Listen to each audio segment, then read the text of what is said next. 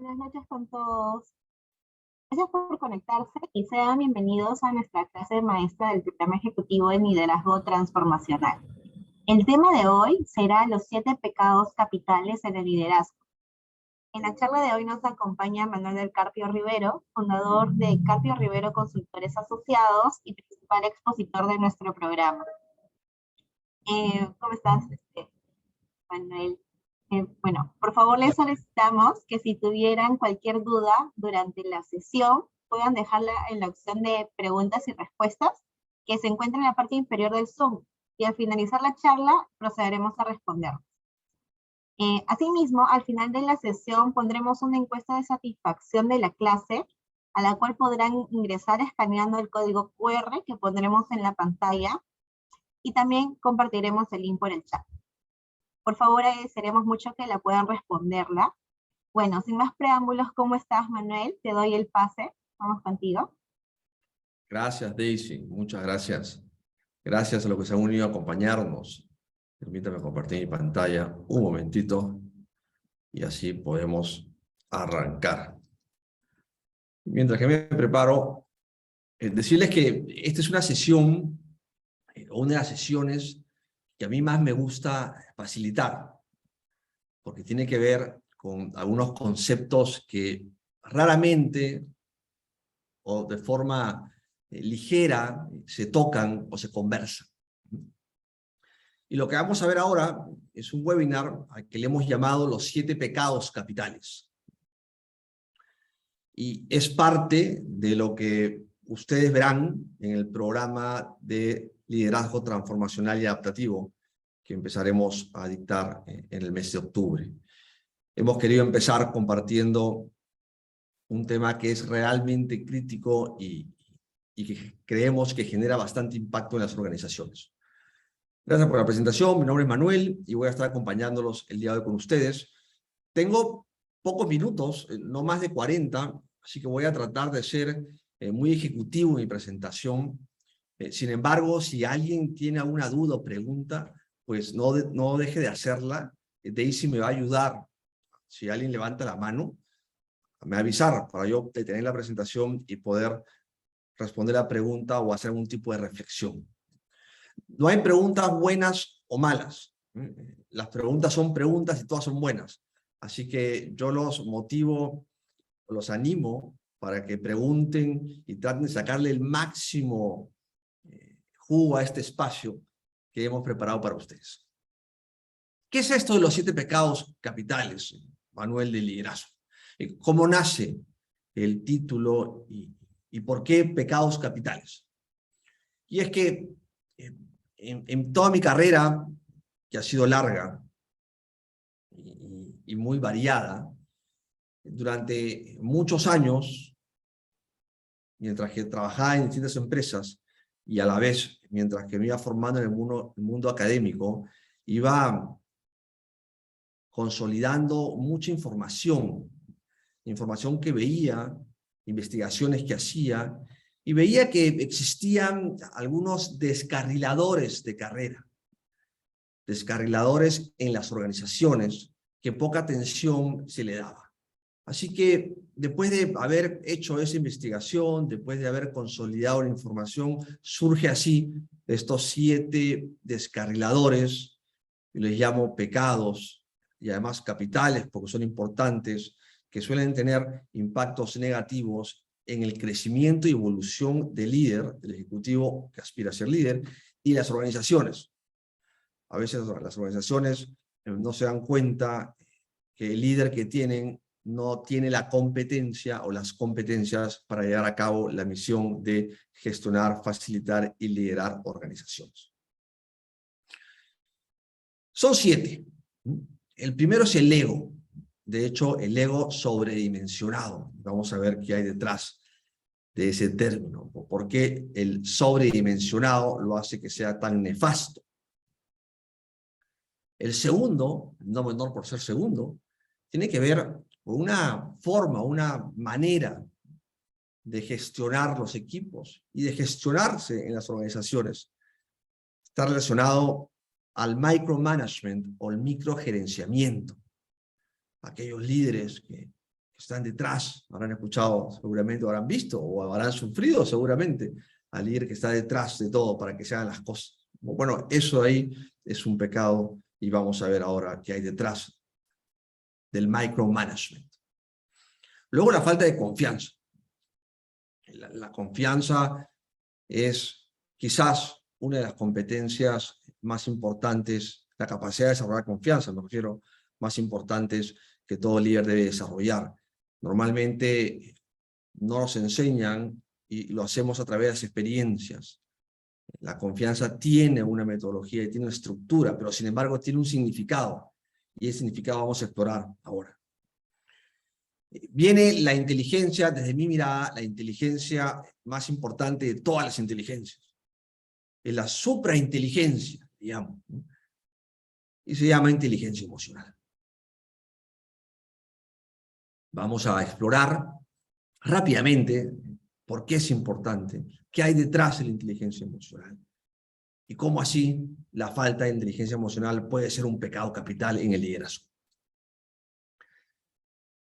La vulnerabilidad es mágica y de hecho genera impactos positivos. Sin embargo, hasta hace muy poquito se veía como algo negativo. Y de hecho, hoy en día a muchos líderes les cuesta mostrarse vulnerables. Vamos a hablar de eso, qué hay detrás. Y finalmente, dos pecados, no menos importantes por estar al último de la lista. Quizás son uno de los más importantes. Es esta capacidad que requiere un líder para atreverse a hacer las cosas diferentes, que tiene que ver con el coraje. El líder necesita coraje.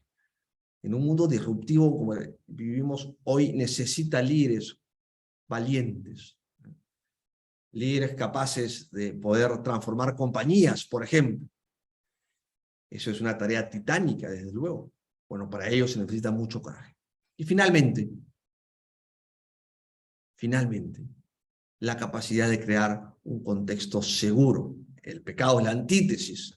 Hay líderes que van creando contextos inseguros y eso no permite sacar lo mejor de los equipos. Así que eso es lo que vamos a ver ahora en estos 40 minutos, 35 minutos. Voy a intentar dar una pincelada bastante ejecutiva e importante para poder llevarnos de este webinar, de este espacio, algunas lecciones y, ¿por qué no?, algunas herramientas que puedan poner ustedes en práctica en su trabajo mañana mismo, si es necesario. Vamos entonces. ¿Qué es esto del ego, Manuel? ¿Qué es esto del ego sobredimensionado? Yo les cuento de qué trata. El ego es nefasto en las organizaciones. Es nefasto. Los líderes que tienen egos muy grandes viven en una especie de ceguera continua y perpetua. No son capaces de ver más allá de ellos mismos. Y claro, nada, excepto lo que ellos piensan, es correcto. Ello, como ustedes comprenderán, es muy peligroso. Puede llevar al abismo o al filo del abismo de una organización. Una organización requiere escuchar miradas diferentes. La verdad absoluta, de hecho, no existe. Cuando los líderes tienen egos muy grandes, pues creen que su verdad es absoluta y toman decisiones basadas en esa premisa. Nuevamente, esa premisa es equivocada. Y ese ego de esos líderes se va alimentando, miren ustedes, y eso es lo más peligroso. Se va alimentando. ¿Y cómo se alimenta? Escuchando lo que ellos quieren escuchar. Es más, se engrandece el ego.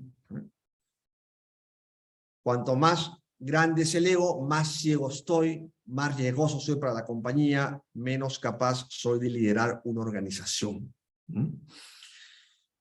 Muchos de los líderes, para poder estar con ese tipo de perfil y con ese pecado capital, para poder sentirse bien, necesitan escuchar, necesitan la idolatría constante. Y eso hace que manipulen a las personas para escuchar lo que quieren escuchar y se pierden los aspectos más relevantes, que es específicamente lo que no desean escuchar. El ego es muy peligroso. Es muy peligroso y la única forma de combatirlo es tener los pies bien puestos sobre la tierra. Y eso se consigue trabajando la humildad, trabajando la sencillez. Conozco, y han habido casos bastante notorios, con organizaciones, con líderes, con egos muy grandes que los han llevado prácticamente a desaparecer del mercado o a la quiebra. Importante reconocer el ego como un pecado capital. Vamos al segundo. El segundo tiene que ver con el micromanagement. Esta necesidad de ver las cosas de cerca, de muy cerca. Y yo siempre lo he dicho, y cuando me preguntan en distintas conferencias o clases magistrales como esta, o en programas ejecutivos, como los que vamos a pronto compartir con ustedes, yo siempre digo y parto con la misma frase o afirmación, y es que el micromanagement es la capacidad de líderes de crear colaboradores inútiles. ¿Y por qué funciona así? ¿Por qué se generan colaboradores inútiles? Y es que si un líder le dice cómo tiene que hacer y qué tiene que hacer y no le da opción al equipo a tomar decisiones, a hacer las cosas diferentes, lo único que está generando son colaboradores que siguen instrucciones. Hoy en día las organizaciones no necesitan ese tipo de líderes. Los mercados que cambian constantemente necesitan equipos que puedan innovar, que puedan cambiar, que puedan desafiar el status quo. Si un líder no permite eso y estrictamente y de manera autoritaria además, ¿sí?, dice cómo se deben de hacer las cosas y no te da la capacidad de poder innovar o hacerlo de tu esencia, cumpliendo el objetivo claramente, lo único que está generando son equipos que van a estar acostumbrados a cada vez que tienen un desafío, voltear a mirar al jefe, a decirle qué es lo que tenemos que hacer. Y poner en manos de una organización a una persona es muy peligroso. ¿Por qué se da esto? ¿Por qué existen, Manuel, y es una pregunta que me hacen constantemente, de forma frecuente, ¿por qué existen estos líderes con esta necesidad del micromanagement? Y la respuesta es simple, como respuesta compleja para revertirlo. Principalmente, cuando uno de ustedes vean líderes con este estilo, con esta necesidad, ¿sí?, lo que están viendo es un individuo frágil, ¿sí?, un individuo con poca seguridad en sí mismo o en sí misma, un individuo que no confía plenamente en él o en ella. Esa falta de seguridad, esa falta de confianza, lo que hace es pues que tenga mucho miedo a perder el control. Y claro, como no quiere perder el control, como no confía, no sabe delegar. Y uno de los ingredientes más importantes en el liderazgo exitoso, en el liderazgo que trasciende, en el liderazgo que facilita el aprendizaje de los equipos, es justamente el empowerment. Así que el empowerment es la antítesis a lo que se dice el micromanagement. De hecho, el micromanagement inhabilita toda capacidad de pensar por uno mismo. Y eso se da por el temor, por el miedo, y lo vamos a ver más adelante. El micromanagement anula totalmente la capacidad de innovar, totalmente. Porque estamos dependiendo de la mirada de una persona. Una persona además con un pecado capital anterior, con un ego muy alto. Si se combina el micromanagement con un ego muy alto, simplemente se anula la capacidad de hacer las cosas distintas, la capacidad de crear formas distintas de hacer las cosas, de generar valor. El micromanagement es peligroso. El micromanagement puede llevar a las organizaciones a un lugar bastante oscuro, le llamo, donde los colaboradores no van a tener motivación para seguir creciendo y le va a ser muy difícil retener el talento. Hoy en día, el talento ya es escaso. Y el talento busca organizaciones donde pueda crecer, donde pueda florecer. El micromanagement no permite el florecer, no permite el crecer. Te mantiene ahí, oculto. Y eso, o con eso, es imposible retener el talento y desarrollar el talento. Cuando veamos líderes con esta figura de micromanagement, de control absoluto, es importante ver a una persona que necesita ayuda para comenzar a confiar en sí mismo, que necesita validación, que necesita seguridad. No lo he incorporado, no lo ha aprendido. Ellos aprenden, que es lo que ustedes van a aprender, espero yo, en este webinar y después en el programa más adelante. Vamos a hablar ahora de la confianza, la falta de confianza. La confianza es para mí el valor de los valores. La confianza es el pilar, la premisa más relevante, más importante en la gestión de equipos de alto rendimiento. Y la confianza en ambos lados. La confianza en mí, es decir, confío en mí por lo que soy, por lo que tengo, y la capacidad de generar confianza en otros, en los equipos, en mi jefe, en mis pares, en mis clientes y en general en mis stakeholders. Y aquí quiero detenerme y hacer un paréntesis y quizás me extienda un poco más que los otros pecados, porque es importante hacerlo. La falta de confianza en uno mismo está relacionado con la autoestima, con la baja autoestima, de hecho. Y es curioso, en muy pocas organizaciones se habla y además se afronta la falta de autoestima de las personas, la falta de autoestima de los equipos, la falta de autoestima, evidentemente, de los líderes. Y la autoestima tiene que ver con el amor propio. Y el amor propio tiene que ver con la aceptación.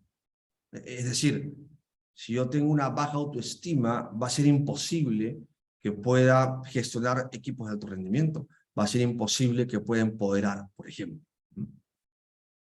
Y además nos genera mucho estrés emocional. Vamos a hablar de eso más adelante. Y lo peor, que la falta de autoestima, que hace que no confiemos en nosotros, nos lleva a conductas bastante autodestructivas, de hecho, en la vida en general. ¿Sí? En la vida en general. Por ejemplo, una persona con baja autoestima puede tener una mala elección, por ejemplo. Una pareja inadecuada, por ejemplo, tratando de llenar, por ejemplo, una carencia que tiene que ver con la autoestima y no con la relación. Y eso genera apegos, por ejemplo. Genera mucha frustración en el trabajo. Es poco probable que las metas se cumplan si tengo una baja autoestima. El rendimiento va a ser bajo. Y sobre todo, que voy a depender de la validación y la opinión ajena. Por eso es tan importante trabajar en la autoestima. De hecho, es necesario tener equipos con niveles de autoestima sanos, saludables. Y el líder es uno de los llamados a trabajar en la autoestima de sus equipos. La autoestima, o para trabajar en la autoestima, necesitamos enfocarnos particularmente en 6 pilares, en seis columnas que sostienen la autoestima y que todo líder debe de trabajar. Está relacionado primero a vivir de manera consciente, es decir, ser honestos con nosotros mismos. Tiene que ver con ser consciente de mis actos, por ejemplo. Tiene que ver con ser consciente de mis palabras, de mis pensamientos, de mis intenciones. En la medida que yo viva de forma consciente, me va a ayudar a conectar mejor conmigo y a conectar mejor con el resto. El primer pilar de la autoestima, que tiene que ver con la falta de confianza en uno mismo, tiene que ver con la necesidad de vivir de manera consciente. El segundo pilar está relacionado a la aceptación. El segundo pilar que sostiene la autoestima y por ende la confianza y por ende la capacidad del líder de confiar en sí mismo y en los equipos, tiene que ver con la aceptación en uno mismo, ¿eh? La aceptación de lo que somos capaces de nuestra esencia. La aceptación tiene que ver con dejarnos fluir, ¿eh? La aceptación nos permite sacar la mejor versión de nosotros. Un líder que se acepta es un líder que tiene una autoestima fuerte y sana. Tiene que ver con la responsabilidad, que es el tercer pilar. Y la responsabilidad tiene que ver con hacerme cargo de mis decisiones. Ahora he escuchado un término de accountability, pues tiene que ver con eso. En la medida que yo sea accountable, que yo sea responsable, voy a sentirme confiado, seguro. Por lo tanto, voy a trabajar en desarrollar y elevar mi autoestima si es que la tengo baja. La responsabilidad de aceptar las consecuencias de nuestros actos y decisiones es relevante y trascendente, de hecho. Tiene que ver con la autoafirmación. Tiene que ver con respetar mis propios deseos, necesidades y valores. Yo afirmo y construyo en función a lo que soy. Tiene que ver con valerse por uno mismo, por ejemplo. Tiene que ver con dejar de agradar al resto y agradarme a mí, ¿eh? Así de importante es la autoafirmación, que es nuevamente un pilar de la autoestima que construye confianza. Y finalmente hay dos pilares que son igual de importantes. El propósito, es decir, todos los que estamos acá necesitamos un propósito que nos empuje, ¿sí? Necesitamos un propósito que nos hagan apreciarnos a nosotros mismos y que nuestra vida tenga sentido. Vivir sin propósito es desproporcionado. Vivir sin propósito es andar como las malaguas en el mar, en función a las corrientes y los vaivenes del mar. Los líderes con autoestimas sanas, que confían en sí mismos, tienen un propósito de vida que los mueve, que los inspira, que los levanta todas las mañanas. Bueno, eso es parte de la autoestima y es parte de la confianza. Y finalmente, es ser íntegro. La integridad genera confianza. Íntegro conmigo, que tiene que vivir en coherencia, ser consecuente. Me porto de acuerdo a mis creencias, a mis valores, independientemente si puedas estar de acuerdo o no, pero soy consecuente. Necesitamos hacer lo que decimos que somos. Lo contrario genera desconfianza. Para poder llevar a esos niveles de confianza necesitamos trabajar mucho nuestra transformación, muchísimo. Y eso es algo que nosotros vamos a procurar hacer en el programa y lo que estamos haciendo ahora en este webinar. Es ser transparente, ¿sí? Y que genera confianza es transparente, ser honesto, me veo honesto, se me ve honesto. Es tener un interés genuino y cuidado en las personas, en mi equipo. Si yo estoy acá hoy, ¿qué hora es? Son las 7:25, estoy acá porque me interesa genuinamente compartir un poco de mis aprendizajes. Genuinamente. Si yo soy líder, me interesa genuinamente conocerte. El interés genuino genera confianza. La confianza, muchachos, muchachas, es el valor de los valores y es el elemento principal para gestionar equipos de alto rendimiento y para sacar lo mejor de nosotros y la mejor versión de nuestros equipos. Vamos a conversar sobre inteligencia emocional, que es importante. Inteligencia emocional nos posibilita conectar. Somos seres emocionales. Conectamos a través de las emociones. De hecho, es la inteligencia más importante. Porque nos permite conectar. Nos permite el poder vislumbrar lo que tenemos. Nos permite que nos vean. Nos permite construir, generar valor. Así que el nivel de inteligencia emocional es necesario no solamente incorporarlo, sino además trabajarlo. Es importante transitar, habitar las emociones. Los líderes con inteligencia emocional nos permite evolucionar como personas, miren ustedes. Y si evolucionamos como personas, evolucionamos como profesionales. De hecho, en los últimos años, felizmente, le estamos comenzando a dar bastante relevancia a esta inteligencia, olvidada por muchos años. La forma como nos educaron se quedó básicamente anclado en lo cognitivo racional y poca importancia se le dio al mundo emocional. Para aprender el mundo emocional hay que aprenderlo por inmersión, es decir, transitando las emociones, reconociéndolas. Al reconocer las emociones entendemos comportamiento y podemos moderarlos. Al validar las emociones del otro, lo aceptamos con lo que es, con lo que siente, con lo que tiene. Y de esa manera podemos generar un vínculo mucho más rico, tan importante en una organización. Así que la inteligencia emocional es importante, es relevante, tenemos que trabajarla y tenemos que ser conscientes que no se puede ser muy inteligente en otras dimensiones de la vida, como por ejemplo tener un coeficiente intelectual muy alto y tener una inteligencia emocional baja. Esa mezcla, esa ecuación no funciona en el mundo organizacional. Creo que tengo un chat acá, no sé si es una pregunta o no. Acá tengo una pregunta de Héctor Muñoz. Gracias, Héctor Muñoz, y qué bueno que me la hagas antes que siga avanzando. ¿Cómo se abordará el tema de confianza en el programa? ¿Habrán aspectos prácticos o talleres para hacer diagnóstico? Gracias, Héctor, por la pregunta. La confianza es, como lo decía, el pilar de los pilares en la gestión de equipos, y la confianza se aprende también por inmersión. Se aprende a través de herramientas de introspección, de evaluación de uno, y se aprende a través de seguir un método, una estructura con pasos muy claros que nos permitan ir validando que estamos generando confianza con nuestros principales stakeholders. Y lo más importante es saber qué conductas y qué dimensiones generan desconfianza. La desconfianza es un principal descarrilador de carreras en los ejecutivos aquí y en cualquier parte del mundo. Lo he visto de cerca.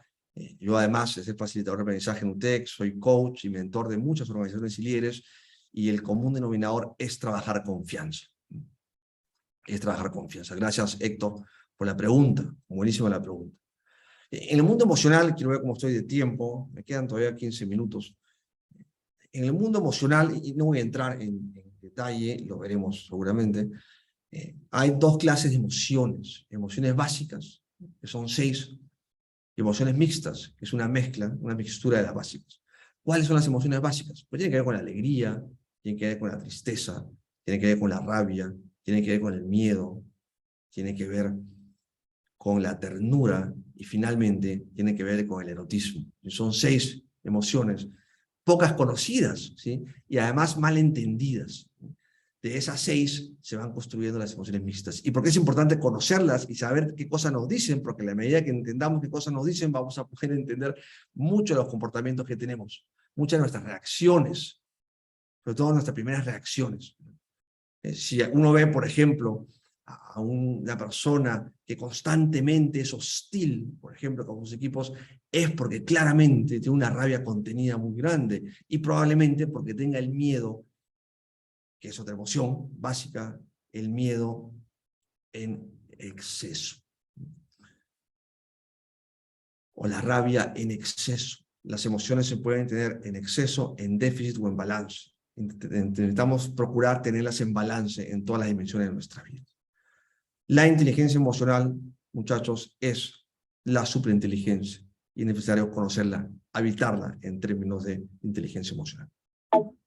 Muy bien, vamos con el siguiente pecado. Nos quedan 3. La vulnerabilidad. Y esto es interesante, la vulnerabilidad. A mí me gusta muchísimo, porque durante mucho tiempo nos han hecho pensar que los líderes son aquellos que caminan con el ceño fruncido, ¿sí? Molestos, que tienen posturas hostiles, superiores, ¿sí? Y que nunca pueden decir que tienen miedo o que no saben, ¿sí? Y ese mito es uno de los más perversos y retrógrados que existen en los líderes, ¿no?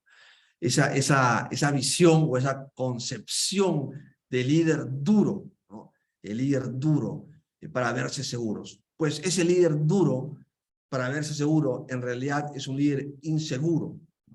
Los líderes que se muestran vulnerables, que se muestran como son, ¿sí? Son aquellos muy seguros de sí mismos, que no tienen problema alguno en decir, oye, yo no sé, enséñame, ¿sí? No puedo.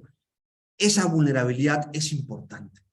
Esa vulnerabilidad conecta con los equipos. Creo que acá tengo una pregunta, voy a detenerme un ratito. Gracias, Manuel. Entonces, el dicho maquiavélico, que es mejor ser temido que amado, ¿cómo encaja en este pecado? Bueno, es que ese dicho de Maquiavelo, ¿sí? Es un disparo a los pies, diría yo, ¿sí? Lo que sucede es que así nos han formado. Y eso está relacionado al mundo emocional. Nos han formado para esconder lo que sentimos. Mira tú, para esconder todo aquello que pueda mostrar el lado amable, el lado tierno de nosotros.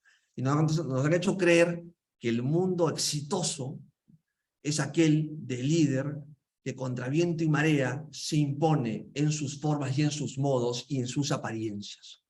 Y eso no funciona en un mundo como el de hoy. Quizás funcionaba hace 50 años, cuando muy poco se sabía del comportamiento humano. Hoy, felizmente, habemos académicos que nos dedicamos al estudio de las personas y particularmente de los ejecutivos, y hemos confirmado y visto que si uno quiere sacar la mejor versión de sus equipos y quiere transformar las organizaciones culturalmente hablando, requieren de líderes con rostro humano, líderes capaces de sentir, de emocionar, porque finalmente conectamos a través de las emociones. Los líderes que no se muestran vulnerables no conectan, imponen, eso sí, y quizás uno pueda decir, pero Manuel, tienen resultados, quizás a corto plazo, pero no es sostenible en el largo plazo, no es sostenible de ninguna manera.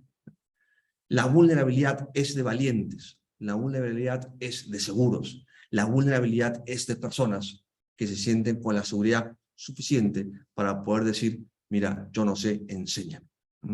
O decir, yo también tengo miedo, pero igual vamos a jugarnos por el proyecto, por ejemplo.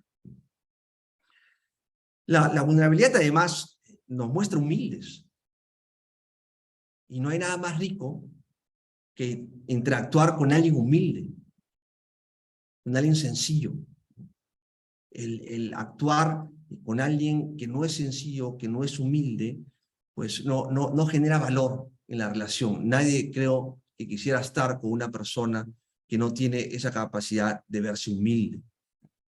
Por eso es tan importante el verse y el mostrarse siempre vulnerable. Y finalmente, la vulnerabilidad nos permite crecer, nos permite evolucionar. Si crecemos y evolucionamos, vamos a poder también crecer profesionalmente. Muy bien. Vamos ahora al siguiente. Quería cerrar. La falta de coraje. En estos pocos minutos que me quedan. La falta de coraje es necesaria, o en todo caso el coraje es necesario, la falta de coraje es innecesaria. El coraje en un líder es intrínseco, es fundamental. Se requiere coraje para tomar decisiones difíciles. Y es parte de las tareas del líder. Así como el líder acompaña, así como el líder empodera, así como el líder ayuda, el líder también en algunas situaciones necesita tomar decisiones difíciles. Sobre todo en momentos de crisis, por ejemplo, lo hemos visto en los últimos 2 años, y lo seguimos viendo ahora. En entornos con inestabilidad política, social, económica, se requieren tomar ciertas decisiones difíciles. Bueno, para ello se necesita coraje. Cuando no tenemos coraje, nos pasamos la vida comprando felicidad. Yo le llamo evitando situaciones difíciles, con lo cual vamos comprando felicidad, y eso no está bien. Uno no puede comprar felicidad. Uno tiene que sostener, por ejemplo, conversaciones difíciles. Es parte del rol de líder y tenemos que adquirir esa gran competencia. Los líderes que evitan decisiones difíciles se convierten en compradores de tiempo también y se van acomodando, ¿sí? Y el acomodarse no es saludable en una organización, menos si eres líder. El coraje claramente está relacionado directamente a la autoestima. No es coincidencia que líderes con un gran autoestima, con una autoestima saludable, sean líderes capaces de atreverse a hacer las cosas diferentes. Los líderes que no se atreven a hacer cosas diferentes se van quedando en el tiempo y probablemente se van olvidando en el tiempo. Todo proceso de transformación, todo proceso de disrupción necesita, sí o sí, de una fuerte dosis de coraje. Porque normalmente son situaciones que requieren mucha fuerza, requieren mucha asertividad en las formas, es decir, en hacerlo y en comunicarlo. Y el coraje no tiene nada que ver con la hostilidad, no, desde luego, no tiene nada que ver. Más bien el coraje tiene que ver con la vulnerabilidad. Lo decía hace un momento, que los líderes vulnerables son aquellos con más coraje. El coraje se aprende. El coraje se incorpora desde un principio, desde la autoaceptación, desde la validación de nuestras fortalezas. Una vez que las reconocemos, comenzamos a construir coraje sobre aquellas. Muy bien. Y finalmente, y no menor por ser final, un gran pecado capital es aquel líder que va por las organizaciones generando contextos de inseguridad. Y la figura que ustedes ven acá a la derecha es una figura que ilustra mucho a algunas organizaciones. Lo que pasa es que, claro, muchas veces no se dice, pero se vive, y no se dice por temor, claramente. Y les voy a contar una pequeña anécdota. Hace algunos años, antes de dedicarme al 100% al mundo académico, a la investigación y a la consultoría, así como muchos de ustedes que me están acompañando hoy, y gracias por acompañarme hoy, viví en el mundo corporativo. Y así como ustedes, o muchos de ustedes, también tenía jefes. Ustedes, muchos jefes. Y una vez me tocó un jefe bastante particular, miren ustedes. Tan particular que tenía una frase, que además se sentía orgulloso de la frase, miren ustedes. Y esta frase era más o menos así: solo los paranoicos sobreviven en el mundo corporativo. Miren ustedes. Una organización importante, trascendente, tenía un líder que hacía de su lema la paranoia y que motivaba al resto a incorporar el estado paranoico en el mundo corporativo. Uno dirá, al escuchar a Emanuel, eso no puede ser, no existe. Bueno, existe. Felizmente son especímenes que están en extinción, pero existen aún. ¿Sí? Ese vivir de manera constante, en alerta, como en la selva, como los animales en la selva. Cuando uno vive en ese estado, lo único que genera es una organización con mucho temor, con mucho miedo. ¿Sí? El miedo es una emoción, les contaba hace un momento. La emoción, como todas las emociones, la emoción del miedo, cuando está en exceso, es decir, cuando tengo mucho miedo, me paralizo, no hago nada. Es más seguro no hacer nada, es más seguro no contestar al cliente, es más seguro no moverme, es más seguro quedarme con las manos cruzadas. Porque si hago algo en este contexto de inseguridad, probablemente me jueguen en contra. Y por eso es que muchas veces uno va a organizaciones y ve que la gente no hace, porque el hacer significa equivocarse. Y culturas con contextos inseguros penalizan el error, cuando debería ser lo contrario. El error es un aprendizaje, se debiera capitalizar. Es la única forma de crecer, es errando. Sin embargo, hay líderes que van esparciendo esta cultura de miedo, este contexto inseguro, y eso hace que las organizaciones no crezcan. Y después tenemos líderes que no entienden por qué sus colaboradores no están comprometidos. Bueno, no están comprometidos contigo ni con la organización porque justamente tienen miedo. El líder que genera valor, el líder que trasciende, es aquel líder que fomenta un contexto seguro. ¿Seguro para qué, Manuel? Seguro para compartir ideas, seguro para desafiar, seguro para cuestionar, seguro para generar procesos de innovación, seguro para compartir mi esencia y desde ahí brillar. Y en la medida que yo brillo desde mi esencia, voy a poder dar lo mejor de mí. Y si doy lo mejor de mí, estoy por seguro que voy a dar o voy a generar el valor más grande que puedo generar en una organización.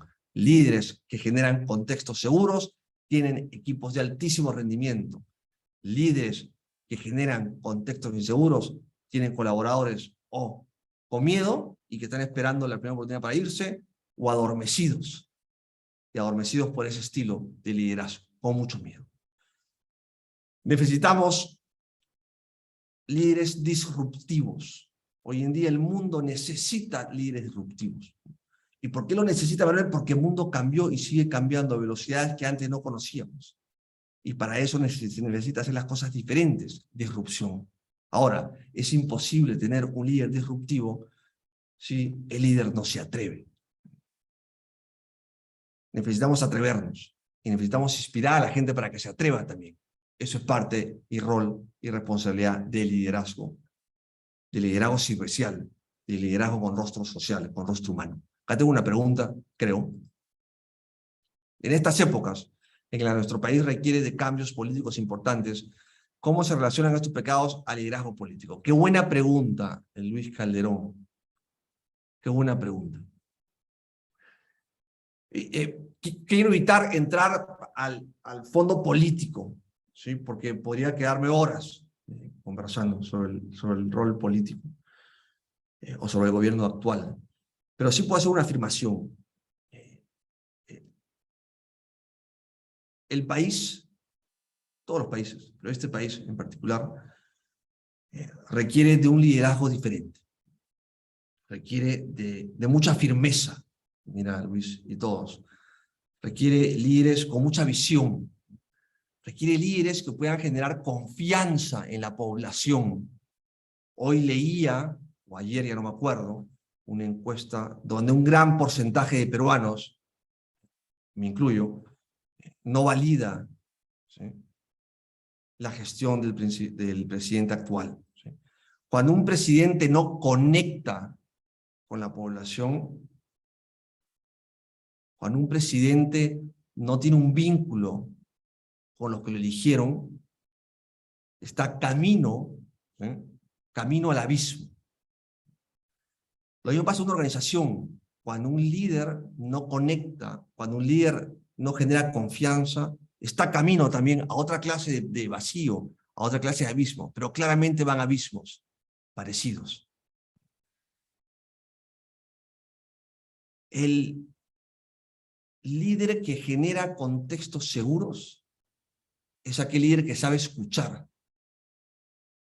es aquel líder que valida, es aquel líder que enseña, es aquel líder consecuente con lo que digo que hago, consecuente con las personas que me rodeo, consecuente con mi equipo, con mis ministros, con mis congresistas, con mi partido, coherencia con mi mensaje.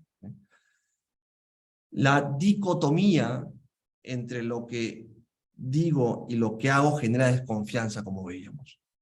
Ello hoy se muestra en la realidad política del país.